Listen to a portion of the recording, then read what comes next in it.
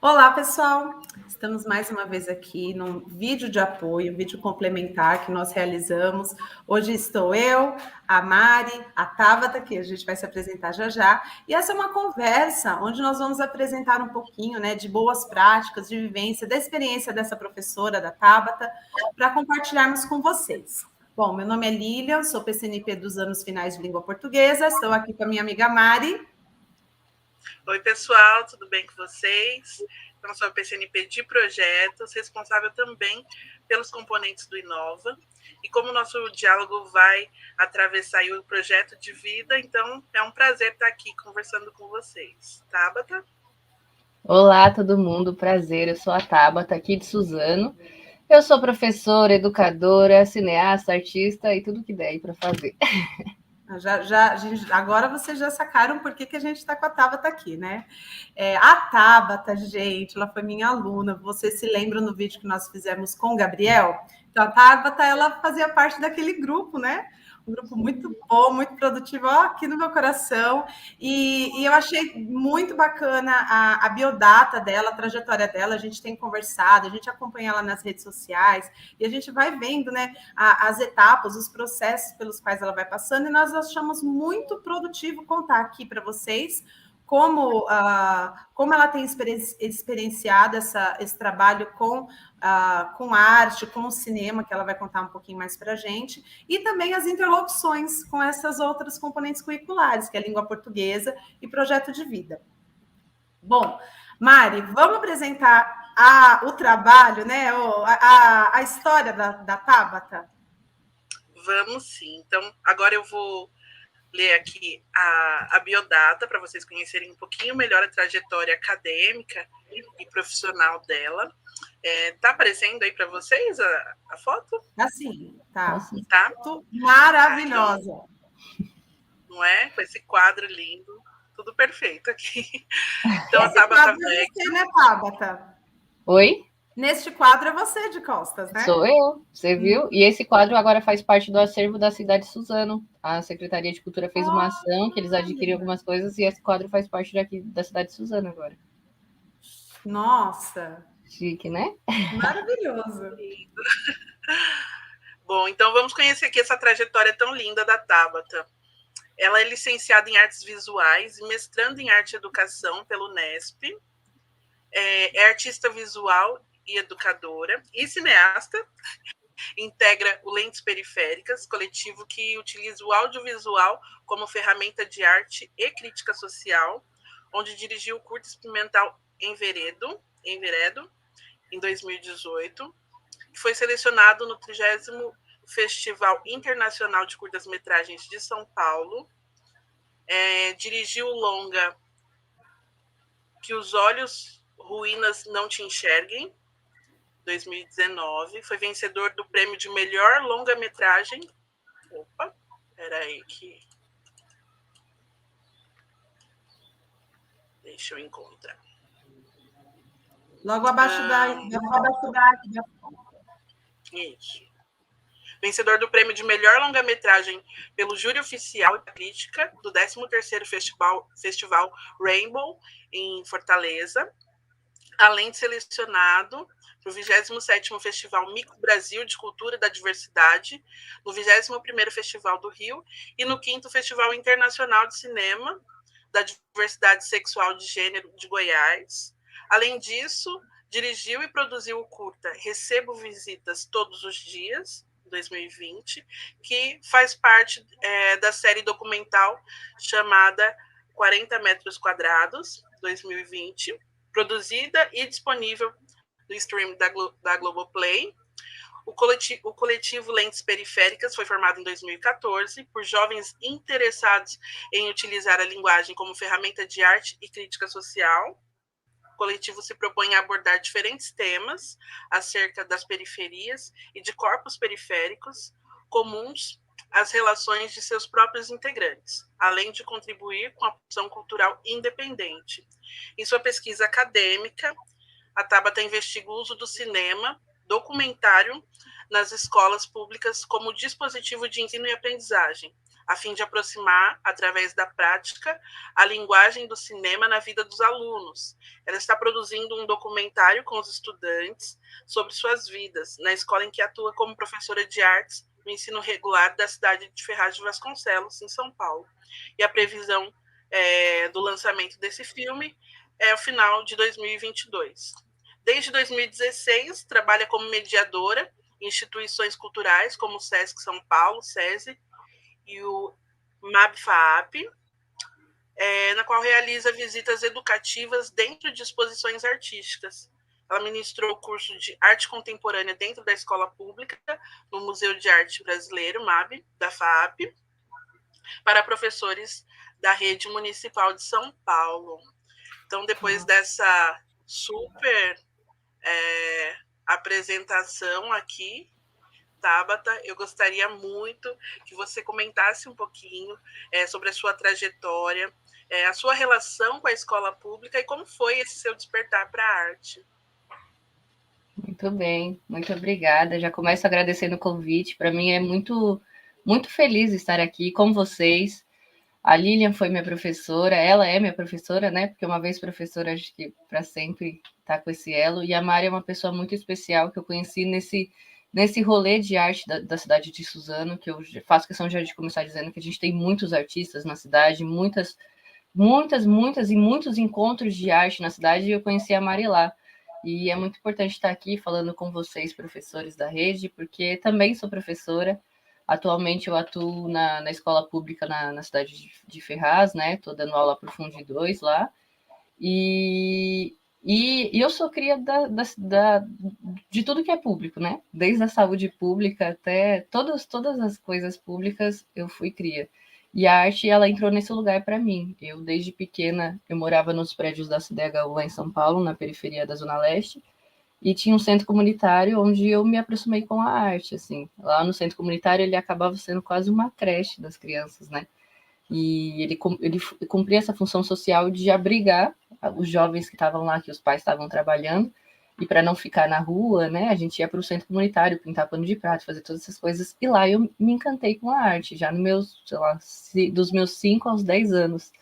E era muito louco, porque eu já sabia que dentro de mim a arte tinha dilatado meu coração, e era isso que eu queria. E eu nunca tive dúvida que eu queria estar nesse meio, mas como, quando, por quê, o que eu ia fazer, eu não sei, e ainda eu não sei muito, por isso que eu faço tudo, entendeu? Tudo que abre a porta assim dentro das artes, vou pro cinema, quer que eu atue, eu vou, faço, porque eu acho que estar no lugar da arte me contempla muito. E aí eu fui me descobrir, assim, atuante nesse lugar de arte, de vivência dentro da escola pública, porque, felizmente, ainda a arte é uma disciplina, né, do nosso currículo, e isso é muito importante, porque aproxima e traz esse lugar de produção, de estudo, né, de pesquisa. Foi lá que eu conheci os principais pintores, muitos com a Lilian, né, na aula de língua portuguesa, o que era legal. E aí a gente conhece, tem todo esse repertório, mas também tem a possibilidade de produzir. E a escola pública tem esse lugar de datas comemorativas, de oportunidade de você criar para celebrar algo, né? Acho que a escola pública, ela sempre celebra alguma coisa. Isso eu acho muito bonito. E nessas celebrações a arte sempre foi muito próxima, né? Então, sempre que tinha, sei lá, dia da mulher, aí eu conversava com a Lilian, deixa eu fazer alguma coisa. Aí a gente montava uma peça. Ai, vai ter dia da garrafa PET, sei lá, qualquer coisa. Ai, Lilian, eu pensei no vestido incrível. E aí eu já me envolvia para fazer alguma coisa. Eu acho que era isso, era alguma coisa que pulsava dentro de mim, e sempre que a gente celebrava eu queria trazer a arte, assim. E aí as coisas, o acesso à arte também foi pelo viés público, né? Então eu comecei a assistir peça a partir de programações da Secretaria de Cultura, fui a shows, até hoje vou, né? Aliás, agora não, mas quando voltar, esse lugar público sempre é pelo lugar público, sabe? Dessa democratização da arte. E onde tem, onde eu posso, eu vou. Independente da distância, né? Porque a gente está aqui no Alto Tietê, Suzano, a gente atravessa esse navio que é ir para São Paulo, essa minhoca de metal até lá, mas isso sempre foi. Então eu lembro que às vezes, dentro da escola, eu estava no segundo ano de ensino médio, eu, Gabriel, que teve aqui, e a outra galera, a gente às vezes assim combinava, vamos depois da escola para o MASP, e a gente ia, sabe? Vamos, a gente atravessava toda a cidade para poder vivenciar essa arte que sempre foi muito cara para a gente, assim. Acho que é isso.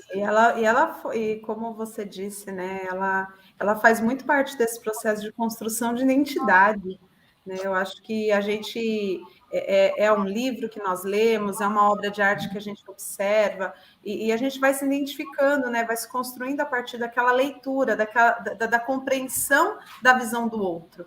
Né? E eu acho muito interessante a sua fala, Tabata, você fala que sempre acessou arte por meio da via pública, porque é justamente esse o ponto de partida, né? Eu e a Mari, a gente tem sempre essa discussão de como é importante essa democratização artística, essa descentralização, né? Essa valorização da diversidade e da arte periférica e das manifestações culturais relacionadas a essa periferia, relacionada a esse processo de criação que não nasce nos grandes centros, né? Então, é muito bacana esse teu trajeto. Eu achei, nossa, interessantíssima a sua biodata. É tão interessante porque parece que faz tão pouco tempo que eu lembro de você sentada ali no canto da janela, né? E a gente conversava. E tinha umas rusgas, viu, Mari? Não era só o viu? A gente tinha os estranhamentos ali. Mas, assim, a Tabata sempre muito curiosa, sempre com um coração muito aberto, sempre muito produtiva, né? E a gente observa nela ali, né? Ela é uma expressão artística, né? A Tabata é uma expressão artística. Sim. E isso é fabuloso, é fantástico. E olhando aí a sua trajetória, Tabata, me chamou bastante atenção essa importância do cinema. Né? É uma questão que nós abordamos muito em sala de aula, né? Eu acredito que você se lembra da Amélie Poulain e o quanto a gente explorou aquele Pois é, mas assim, eu gostaria que você colocasse seu ponto de vista hoje como professora em como que esse processo do trabalho com o cinema, e quando eu digo não é só aquele cinema consolidado, elitizado, mas essa produção que você, por exemplo, está desenvolvendo com seus alunos, né, os documentários, como que esse processo da utilização da linguagem cinematográfica pode favorecer o ensino-aprendizagem no seu ponto de vista e nas suas experiências? Massa. Isso é uma questão, assim, que acho que me modificou muito quando eu percebi o cinema como uma ferramenta, como um dispositivo, não só mais como algo que eu ia assistir e só recebia aquela informação e ia embora. Quando eu percebi que o cinema ele era um dispositivo mesmo, assim, ele era uma brincadeira. Eu sempre falo muito que o cinema ele é uma brincadeira para mim. E aí eu pude brincar, e brincar a sério, porque toda brincadeira ela é séria, né? Para funcionar a gente tem que levar a sério. E aí quando eu pude brincar com o cinema, eu falei, caraca, essa talvez seja a ferramenta que eu consiga me expressar. E se eu consigo, se eu me dei bem, muitas outras pessoas podem. E aí foi quando eu falei, ok, então eu, enquanto educadora, tenho o papel e o dever de levar isso para a escola. Porque eu acho que a gente, falando do período que nós nos encontramos na educação, você como minha professora, a gente teve um momento muito bonito com o cinema, né? A gente assistia e debatia e aquilo ficou impregnado. Então hoje, se eu assisto Em Nome da Rosa, eu lembro de você. Amélie Poulain, eu lembro de você. Porque foram filmes que você passou e a gente assistia e devorava aquilo. Mas durante um bom tempo, e isso conversando com os meus amigos, o cinema ele era um lugar só de, vamos passar lá de vídeo? Aí via aquela televisão arrastando assim, sabe? E aí a gente assistia e acabava. E aí eu comecei a pensar, por que não produzir, né? Porque a partir do momento que a gente entende que o audiovisual, que o cinema não é algo só para as telas do cinema, não é algo que uma determinada marca X vai pegar e só ela vai produzir, que o cinema pode ser feito, por exemplo, com o celular, para ser assistido no celular, as coisas começaram a mudar.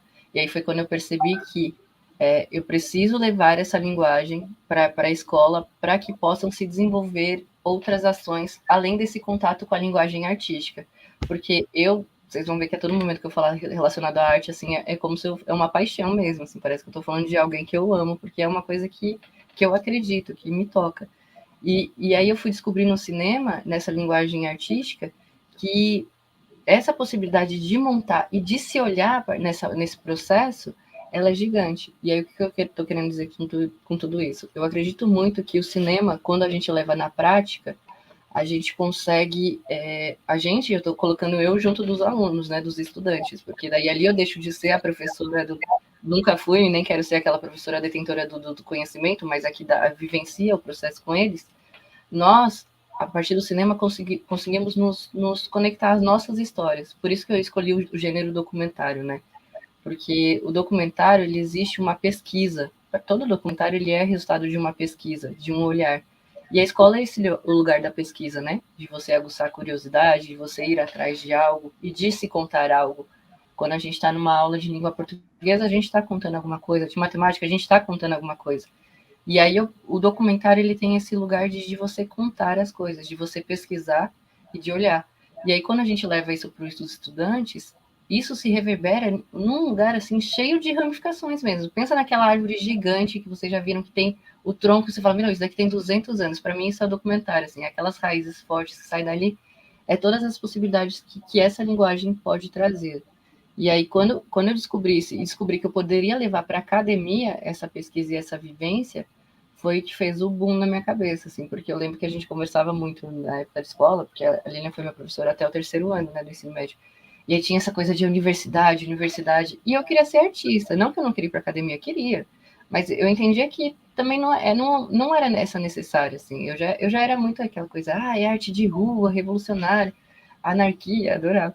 E aí eu achava que a academia não tinha esse lugar. E sempre foi uma coisa muito boa para mim, assim, resolvida. Mas eu não me via, por exemplo, fazendo um mestrado.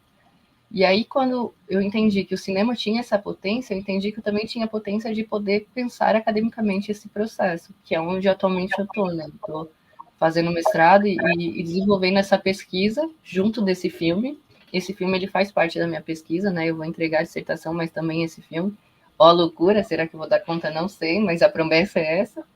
E é isso, assim, olhando para esse cinema como essa potência louca que é. É deixar de ser só um telespectador, né? Só um consumidor, e passar a ser o produtor. Né? Eu acho que dá ao aluno essa oportunidade de voz, né? Assim, é algo fabuloso, é fantástico, né? Porque a gente acostumou muito, e eu acredito que até no seu tempo de aluna, né, a produção escolar ficava só dentro da escola. Sim, né? sim. E a gente conseguiu, por meio até a duras penas, né? Através do processo da pandemia, por exemplo, descobrir que existem outros lugares e que essa arte ela pode circular e ela tem espaço e que isso empodera, né? Empodera os alunos, empodera professores, né? E relacionado a isso, né? Porque a gente puxa a sardinha aqui para o nosso lado, né? Porque eu particularmente sou uma pessoa super fã da linguagem cinematográfica, né? Eu gosto desse trabalho, eu acho que existe uma articulação muito boa entre o cinema, a língua portuguesa, a história, a geografia. Então, eu acho que nesse quebra-cabeça que é o conhecimento, né, o cinema ele nos ajuda a juntar peças, né? E eu queria saber, Tabata, quais são as articulações que você acha que podem acontecer num trabalho em sala de aula, num trabalho escolar, num trabalho que pode depois reverberar para outros âmbitos, para circular em outros espaços, de que maneira que a arte e o cinema pode contribuir com língua portuguesa ou vice-versa? Massa, massa. Olha que legal. Semana passada a gente encerrou um processo das Olimpíadas de Língua Portuguesa. Sim. Eu faço parte, eu fui convidada para ser formadora das Olimpíadas de Língua Portuguesa e é muito louco, porque quando eu recebi esse convite eu fiquei, mas eu não tenho nem formação em letras, mas aí eu fui convidada justamente por fazer parte do cinema, porque dentro das disciplinas das Olimpíadas de Língua Portuguesa tem a pasta de documentário. O documentário ele já faz parte, né, desse lugar.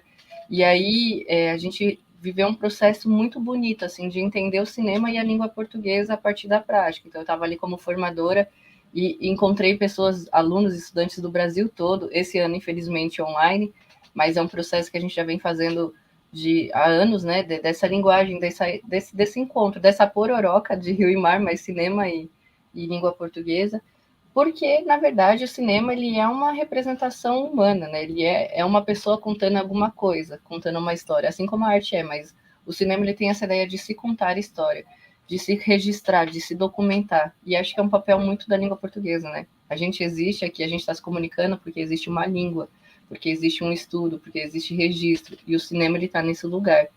Então, quando a gente pensa O processo, inclusive, técnico mesmo do cinema, né? Porque a produção de um filme também pode existir. É começando a gravando um vídeo, foi, editou, vai. Mas, geralmente, a gente tem um pré, né? E o processo do pré, ele vem da escrita, ele vem da pesquisa, ele vem do interesse de se comunicar. E isso tem tudo a ver com a língua portuguesa, né? O cinema, ele existe por conta da sua língua. No nosso caso aqui, a língua portuguesa. E aí, a partir disso, tem a pesquisa, e mesmo quando a gente adentra dentro do campo, por exemplo, eu vou fazer um documentário sobre a geografia de Suzano. E aí eu estou falando de uma disciplina, eu estou trazendo ali. Mas a língua, ela perpassa por isso, assim, né?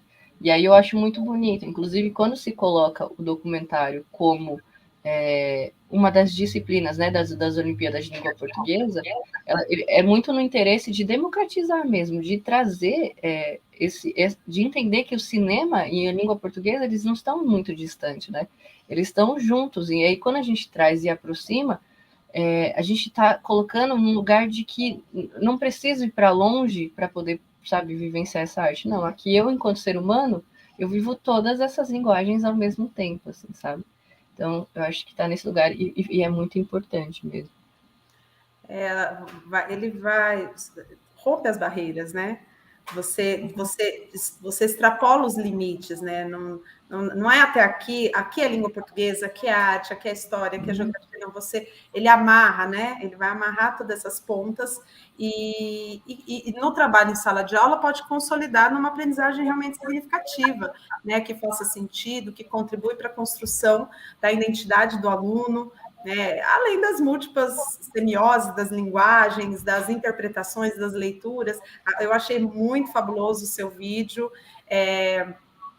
recebo visita todos os dias, né? Ali, só de existir ali um roteiro, você já vê, né, a articulação da linguagem, da língua portuguesa com a arte visual.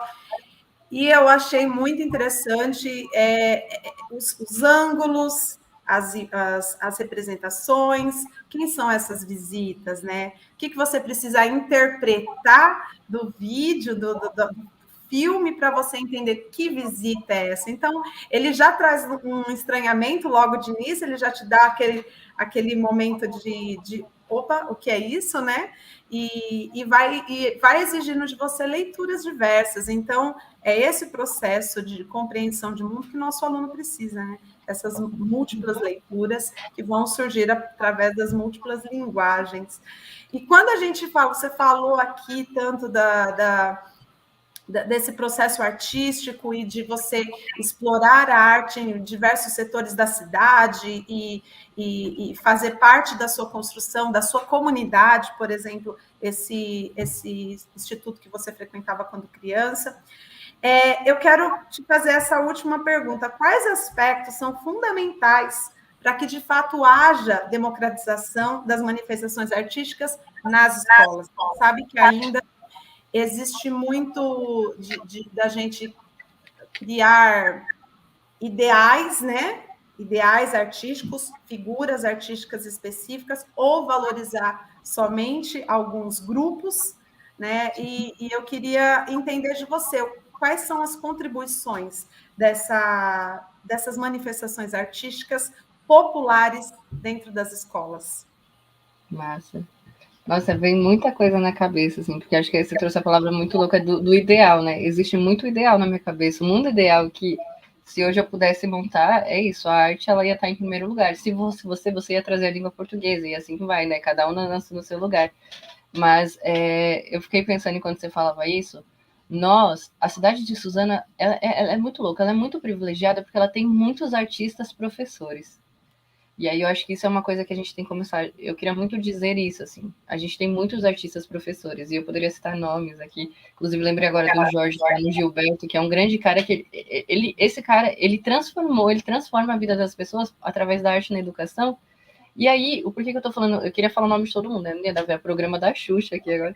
Mas por que eu tô querendo dizer nome e trazer essas coisas? Porque a gente tem que começar a olhar para os nossos educadores, a princípio. Eu acho que quando a gente fala escola, temos toda a comunidade escolar toda, que todas precisam ter, né, um olhar, um foco e tal. Mas nesse momento, e aí eu quero aproveitar esse momento que a gente está comunicando com professores para a gente pensar esse olhar para os professores. E aí, os professores, a gente precisa ser entendido, inclusive, como artistas, né? Porque eu acho que quando a gente entra na sala, esse lugar do artista, ele some. E não precisa sumir. Eu acho que, inclusive, ele tem que ser colocado como experiência. Quem me dera se na época da escola eu tivesse uma professora artista, assim, sabe? Para dizer que sim, é possível. Que o artista não é só quem tá lá no Domingão do Faustão, que nem é mais Faustão, né? Nem sei quem é o Hulk. Tá lá recebendo uma homenagem. Não, o artista é quem tá produzindo. E aí é onde eu quero chegar. A gente precisa começar a levar para a escola essa cultura de produção. E o que isso quer dizer? Da ideia de entender a gente como fazedor de arte também. A gente, enquanto estudante, a gente e a gente, né? Os dois. De entender nós como produtores de arte. De entender que a arte existe porque ela está se renovando. E que o nosso repertório ele é importante para a construção dessas produções. E aí, a partir disso, a gente consegue trazer todos os gostos, né, dos alunos, que é muito importante, introduzir novos conhecimentos. Isso eu quero falar que a Aline, ela fez um trabalho muito louco de introduzir muitas coisas que talvez, se não fosse ela naquele momento, eu não ia conhecer. E ela tinha essa preocupação realmente do repertório. Eu acho que era uma palavra que era muito, muito cara para, né, de trazer repertório. E aí, então a gente tem que começar a olhar para esse lugar de produção. E produção eu não estou falando só recortar o papel crepom e o EVA e blá blá blá e fazer lá. A produção é pensar. Quando a gente produz algo, a gente pensa algo, sabe? Então, beleza, vamos pensar agora a identidade a partir da escrita, a partir da poesia, a partir da pintura, a partir do autorretrato. Ou vamos todo mundo sair da sala de aula e vamos sentar no pátio e vamos olhar para o espaço que a gente tem. E aí, a partir disso, vamos produzir. A partir disso, a gente começa a criar uma cultura de produção. E quando a gente cria uma cultura de produção, a gente está democratizando essa ideia de que arte não é só o que eu recebo, a arte não é só esse ponto elitista, né?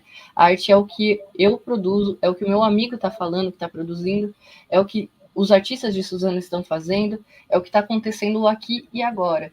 A partir de toda uma vivência passada assim, a partir de toda uma perspectiva do futuro, mas a arte está aqui no aqui e agora. Então, a partir do momento que a gente precisa começar mesmo essa ideia de cultura. E ela ainda não foi inserida, eu acho que ela é muito difícil, e eu falo enquanto educadora mesmo, enquanto professora, porque a gente vive num sistema maluco. A gente tem que 40 minutos, 45, 50, mas aí 10 com chamada e vai ali, fica quieto, abaixa aqui, vem aqui, coloca a máscara.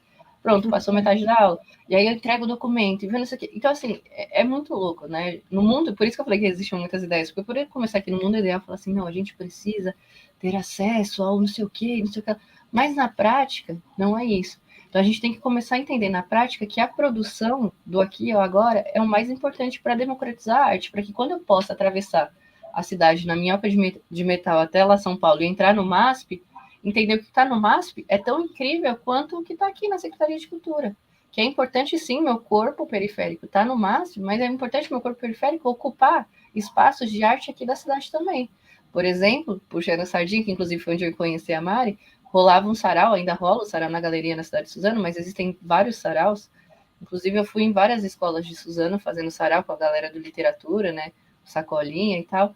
E aí a gente via o quanto os estudantes ocupavam aquele espaço da cultura da produção do aqui e agora, e às vezes talvez alguns professores não entendiam, iam para um lado só do glamour, né? E não, a gente tem que, a partir desse momento, começar a se apropriar esse lugar.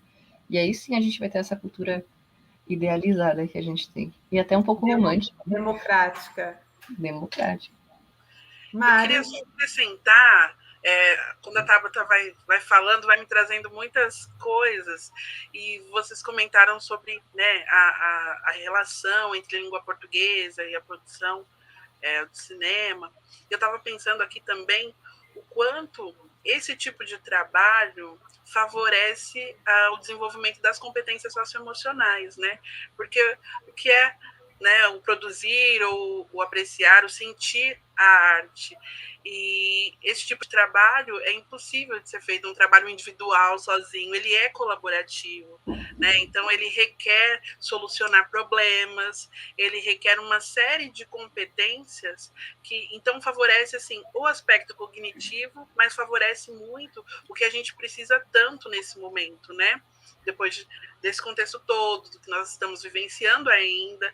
Então, são alternativas de trabalho, são propostas que nos enriquecem tanto no crescer cognitivamente, quanto também nas relações. Então, esse estreitamento de vínculo, né, entre professora e estudantes, entre estudante e seus pares. Então, é de uma riqueza assim, gigantesca, né? Então, gostaria de trazer essa questão. E também, não sei, Tabata, quais são as suas impressões no que diz respeito ao feedback dos alunos, sabe? O que você tem percebido, sentido? Eu sei que você já está finalizando, né? A gente já está em novembro, você já está finalizando esse processo. Como é que eles têm recebido? Se você puder falar um pouquinho sobre isso também. Massa. Você fala dentro dessa trabalho com cinema, né? Dessa produção que você está desenvolvendo agora. Boa. Eu acho que é muito bonito, assim, me emociona até de pensar as falas que eu ouvi, assim, porque a gente tá num lugar de troca e de olhar para si. A ideia do documentário e da produção é que eles estão contando a própria história deles a partir do documentário, porque surgiu de uma provocação, inclusive dentro de uma ação educativa com Lentes Periféricas, que é aquele coletivo que eu faço parte, de que quem vai fazer o documentário da nossa vida? E por que a gente... Porque, por exemplo, a Lilian não pode ter um documentário sobre a vida dela, a Mari não pode ter um documentário da vida dela. Quem vai fazer? A gente tem que morrer para isso acontecer? Mas não seria interessante se eu contasse a minha própria história? E aí esse é o trabalho que a gente está fazendo. E aí está acontecendo um lugar muito de pesquisa dos alunos, e aí eu vejo que isso está reverberando desde a relação deles com a família, com a história deles, mas com a apropriação do espaço, do chão de escola, sabe? Porque eu acho que quando a gente fala da escola, do chão de escola, de toda essa vivência, se não existe uma relação com o espaço e com a ideia da escola, o aluno só está indo para mais um lugar, né? Só está indo para a creche. Tá ali, eu vou ali, fico lá e vou embora. Chego lá e vou embora. E aí, quando ele cria a relação com aquele espaço e com a ideia com o conceito mesmo do que é a escola, aquilo ali se torna algo da vida dele. Então, por exemplo, aqui eu vou ficar falando 20 vezes da Lina, daquela época, porque aquele espaço a gente se relacionou. E aí tem dois rappers que eu gosto muito de Minas, que eles falam que relação é se relar, né? Eu relo nela, ele rela. Relação é se relar. E eu acho isso muito bonito. A gente não se rela na escola, sabe? A gente não tem... aliás, vou mudar minha fala. A gente inclusive tem professores incríveis na rede que fazem esse trabalho, mas a gente precisa se relar, a gente precisa chegar naquele espaço e eu preciso me pertencer. Então, quando eu olhava para o Bianconi, que era onde eu estudava, ali ele era um espaço da minha vida, ali eu estava ali também, ele tinha a minha cara. E aí, nesse trabalho que eu estou fazendo com os alunos, eles estão se relacionando totalmente com a escola, totalmente com o individual deles, assim, a partir do momento que eles começam a sentar para pensar, beleza, meu nome, quem escolheu meu nome? Ah, quem é meu pai? E quem não sei o quê. E aí começa a pesquisar. E lógico que vai para um lugar sensível, que não é só coisa bonita. Não é bonito se relacionar com a escola, inclusive. A galera se questiona muito, e eu tenho muitos problemas. Por quê? Porque, professora, porque o diretor veio... E aí não sei o quê, não sei o quê. E aí eles começam a entender aquele espaço como um espaço de opressão. E aí a gente sabe, existe a clássica frase do opressor, que eu viro oprimido opressor, e blá, blá, blá, blá, blá, e começa a virar uma guerra, um boom, mas a gente precisa passar por isso, porque se a gente não tocar na ferida, para se relacionar, a gente não vai criar a cultura. Eu gosto muito dessa palavra, da cultura, em vários lugares. E aí eu acho que ali eles estão nesse lugar de se relacionar e de se criar a cultura da vivência e de entender o conceito do que é a escola, da escola que a gente deseja, né, que é essa escola relacional. Lilian, seu microfone está desligado. Agora aqui, estava passando um caminhão aqui, eu falei, vou desligar, depois eu falei, eu sabia que eu ia esquecer de ligar de volta. Bom, Tabata, olha, é uma conversa muito rica, nossa, uma delícia, é um bate-papo de verdade. Eu estou, assim, particularmente super curiosa e ansiosa para ver esses documentários dos seus alunos, né? Acredito que lá, final de 2022, você traz para a gente, tá, esse resultado desse trabalho, né? Sem falar no orgulho, né? Não posso falar porque é assim, a gente viveu muito, foi o que você disse ali, né? A gente teve uma história ali, foram muito, desde do 5º ano, viu, Mari? Todos os anos dei aula para ela e foi, como eu disse, teve momentos que a gente não se atritou, teve momentos que a gente, poxa vida, a história de vida da Tabata me comove muito. E eu posso dizer que eu sou por orgulho, inclusive Tabata já apareceu até em livro didático, né? Ela é muito pop, gente, ela é muito pop, ela está em todos os lugares. E a gente quer ver isso, quer ver seu rostinho, seu corpo periférico se apropriando de diversos lugares, circulando, se expressando, falando. E essa contribuição que você trouxe para a gente é muito valiosa. Eu agradeço demais por você ter disponibilizado esse espaço, né, aí na sua agenda para conversar conosco. Vamos criar outros momentos de trocas de experiências, tá? E cada novidade que você tiver, vem trazer para a gente. Tá bom? E vamos se ver aí no rolê cultural, como você diz, né? Aí por aí na cidade de Suzano, gente. Mário, obrigada também por estar aqui com a gente, né? Posso ir para a finalização? Pode sim, só queria também agradecer todo mundo que está acompanhando, agradecer imensamente a Tabata, a Lilian pelo convite, é realmente uma conversa deliciosa, a gente ficaria aqui por horas, né, e por isso, então, esse nosso desejo de continuar em outro momento, e é isso, é o meu agradecimento, um abraço aí para todo mundo. Obrigada por ficar até aqui com a gente, espero que esse vídeo tenha contribuído muito nas práticas de vocês, e a gente se vê no próximo. Até mais!